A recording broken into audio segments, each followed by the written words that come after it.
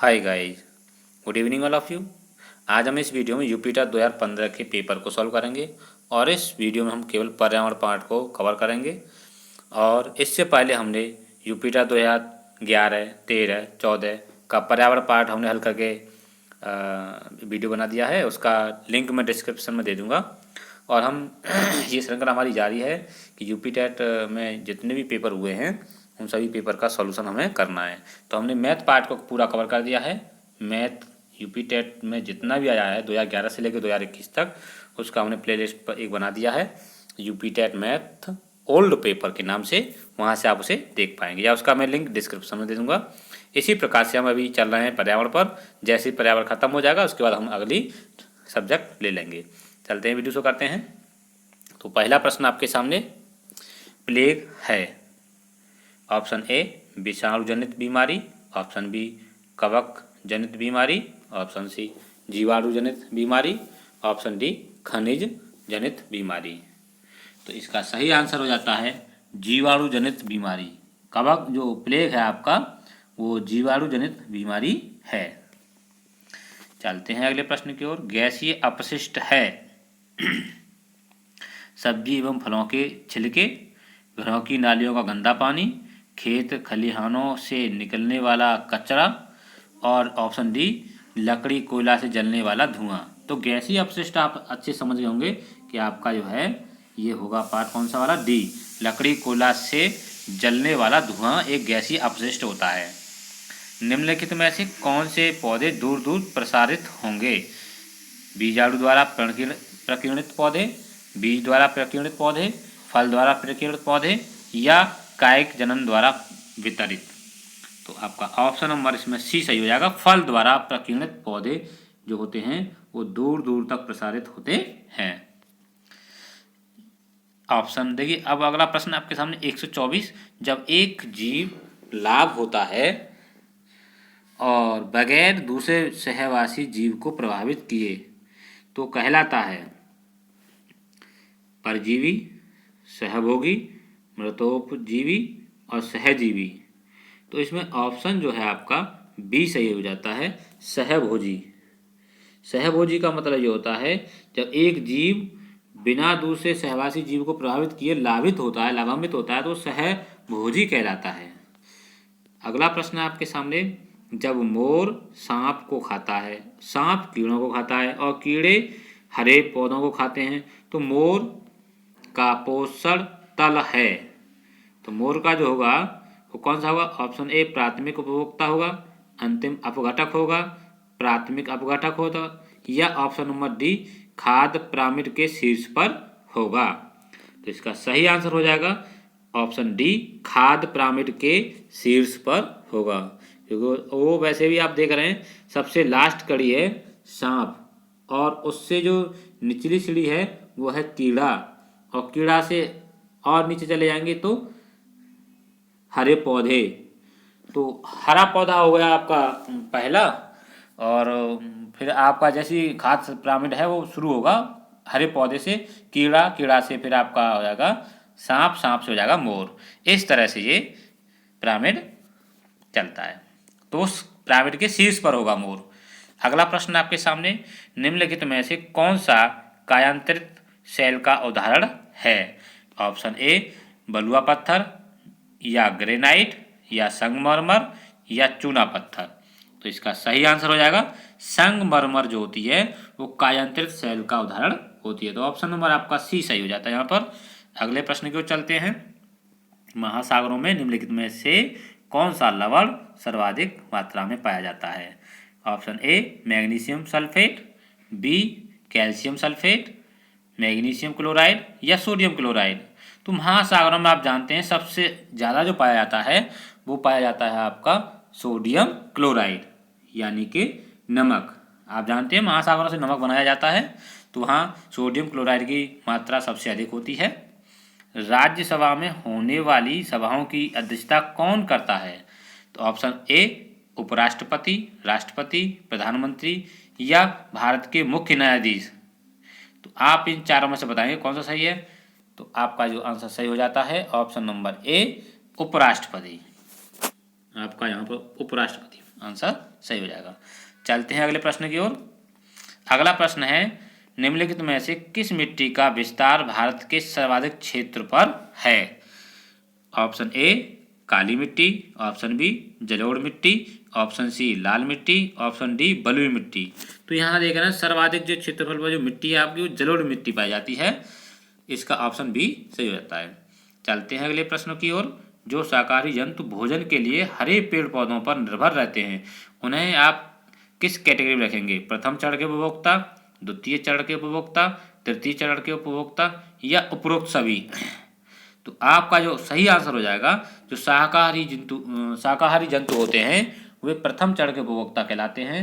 इसमें शाकाहारी उपभोक्ता आते हैं प्रथम चरण के उपभोक्ता में। चलते हैं और बता दूं मैं आपको, द्वितीय चरण के उपभोक्ता जो होते हैं वो मांसाहारी होते हैं आपके, और तृतीय चरण के जो होते हैं वो सर्वाहारी होते हैं। पर्यावरण शिक्षा में समस्या समाधान विधि का गढ़ है। तो ऑप्शन ए लक्ष्य केंद्रित विधि, ऑप्शन बी सर्जनात्मक विधि, ऑप्शन सी चयनात्मकता, ऑप्शन डी उपयुक्त विधि। तो आपका जो सही आंसर हो जाएगा उपर्युक्त विधि, ऑप्शन नंबर डी यहाँ सही हो जाता है। अर्थात आपकी लक्ष्य केंद्रित विधि और सृजनात्मक विधि या चयनात्मकता, ये तीनों विधियां इसमें समस्या समाधान में आती हैं पर्यावरण शिक्षा में। तो आपका यहाँ ऑप्शन हो जाएगा उपयुक्त सभी। चलते हैं अगले प्रश्न की ओर। प्रेक्षण विधि की सीमाएं हैं, लिमिटेशन है यानी सीमाएं हैं प्रेक्षण विधि की। ऑप्शन नंबर ए यह विधि मितव्ययी नहीं है, इस विधि में प्रेक्षण सूक्ष्मता से न करने पर प्राप्त परिणाम अधिक वैध एवं विश्वसनीय नहीं होते हैं।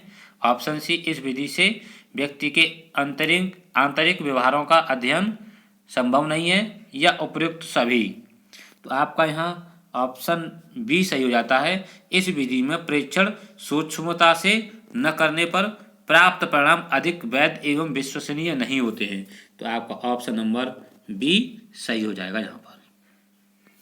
चलते हैं अगले प्रश्न की ओर। इकोसिस्टम की सही परिभाषा क्या है?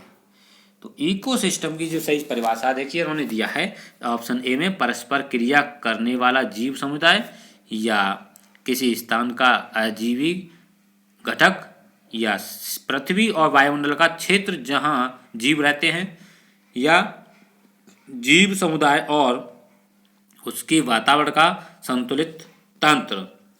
तो यहाँ आप देख रहे होंगे जीव समुदाय और उसके वातावरण का संतुलित तंत्र ही इकोसिस्टम कहलाता है। तो यहाँ आपका ऑप्शन नंबर डी सही हो जाता है। चलते हैं अगले प्रश्न की ओर।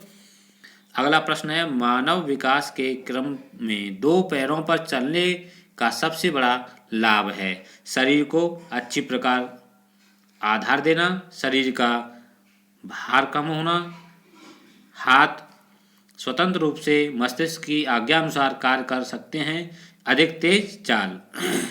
तो मानव विकास के क्रम में दो पैरों पर चलने का सबसे बड़ा लाभ क्या है? देखिए तो इसमें ऑप्शन नंबर जो सी दिया गया है, हाथ स्वतंत्र रूप से मस्तिष्क की आज्ञा अनुसार कार्य करते हैं, ये ऑप्शन आपका यहाँ पर सही हो जाएगा। ऑप्शन नंबर सी सही हो जाता है।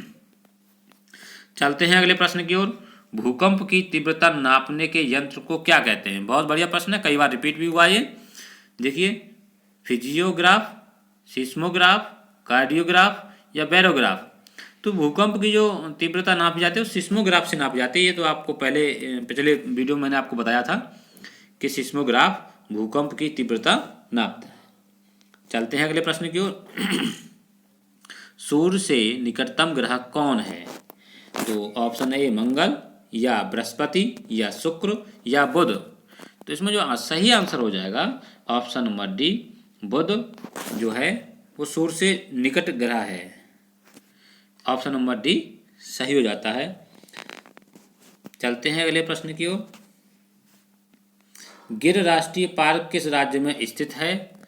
तो ऑप्शन ए राजस्थान में, गुजरात में, मध्य प्रदेश में, महाराष्ट्र में।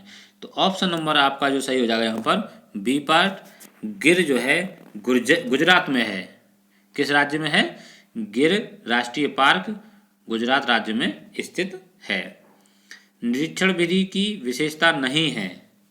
तो निरीक्षण विधि की जो विशेषता नहीं है, इसमें देखिए ऑप्शन नंबर ए दिया गया है, यह एक मनोवैज्ञानिक विधि है, यह प्रत्यक्ष अनुभवों पर आधारित है, यह एक बाल केंद्रित है जिसमें शिक्षक एक प्रशासक के रूप में होता है, यह विधि विभिन्न सर्वेक्षणों द्वारा अपनाई जाती है। तो इसमें कौन सा ऑप्शन सही रहेगा? तो देखिए आपका आंसर यहाँ हो जाता है, यह एक मनोवैज्ञानिक विधि है। ऑप्शन नंबर ए सही हो जाता है।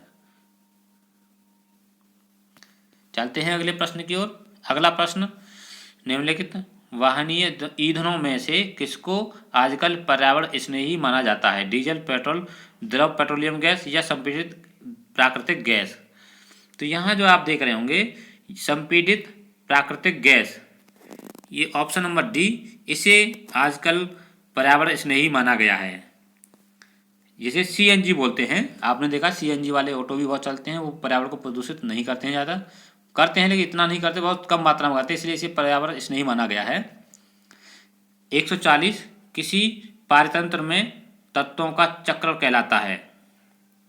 जीव, भू रासायनिक चक्र, भू वैज्ञानिक चक्र, रासायनिक चक्र, या इनमें से कोई नहीं।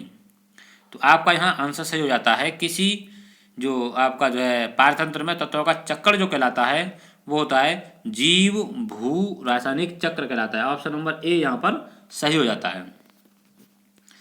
चिपको आंदोलन के प्रणेता हैं, प्रणेता यानी कि ये प्रश्न पहले भी एक बार आया है और बढ़िया प्रश्न है।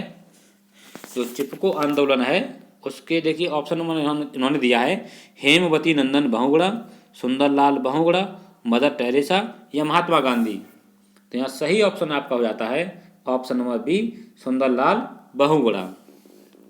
और यहाँ हम बता दें आपको, यह चिपको आंदोलन में पर्यावरण को बचाने के लिए उन्होंने जो है वृक्षों की रक्षा करने के लिए ये कदम उठाया था।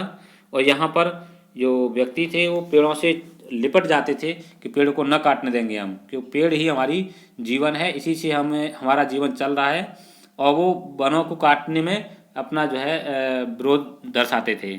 और सुंदरलाल बहुगुणा का इसमें बहुत अच्छा योगदान रहा था, इसलिए इन्होंने कहा चिपको आंदोलन चलाया था इन्होंने, सुंदरलाल बहुगुणा ने, इसीलिए इनको चिपको आंदोलन के प्रणेता माना गया है। अगला प्रश्न है देखिए 142, इंसुलिन की रासायनिक प्रकृति है। इंसुलिन जो होता है वो प्रकृति में कैसा होता है?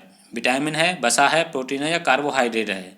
तो इसका जो सही आंसर हो जाता है आपका, इंसुलिन जो है वो प्रोटीन की प्रकृति का होता है। तो ऑप्शन नंबर यहाँ बी सही हो जाएगा। चलते हैं अगले प्रश्न की ओर। पौधों में अर्धसूत्री विभाजन होता है? ए मूल शीर्ष में, बी पराग कणों में, सी तने में या पराग कोश में? तो इसका जो सही आंसर हो जाता है पराग कोश में। ऑप्शन नंबर डी सही रहेगा इसका। चलते हैं अगले प्रश्न की ओर। जैविक समुदाय में प्राथमिक उपभोक्ता है? तो प्राथमिक जो उपभोक्ता होते हैं, आपको मैंने बताया था पिछले प्रश्न में कि शाकाहारी प्राथमिक में आते हैं और मांसाहारी द्वितीयक उपभोक्ता में आते हैं और तृतीय में सर्वाहारी आते हैं। तो आपका यहाँ सही आंसर हो जाएगा शाकाहारी, ऑप्शन नंबर सी।